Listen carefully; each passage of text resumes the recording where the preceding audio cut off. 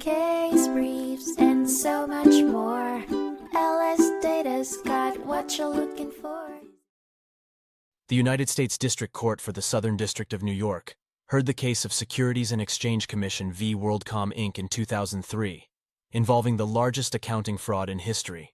WorldCom Inc. had overstated their income and balance sheet by an estimated $11 billion and $75 billion, respectively. The Securities and Exchange Commission, SEC, aimed to stabilize and reorganize the company while compensating shareholder victims. The SEC sought to create new models of corporate governance and internal compliance for this and other companies to follow, cooperating fully with the company's new management team. In order to achieve both punishment and deterrence without forcing the company into liquidation, the court approved a $2.25 billion settlement proposal, payable in cash and common stock. The decision took into account factors such as the fraud's severity, the need for deterrence, and the complexity of the case, while also considering the potential harm to innocent employees and shareholders. This case raised fundamental questions about the role of market regulators and courts in restoring equilibrium after significant financial suffering.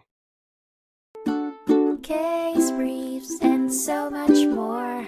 LSData's got what you're looking for. Visit lsd.law, elevate your mind. Leave the stress of class.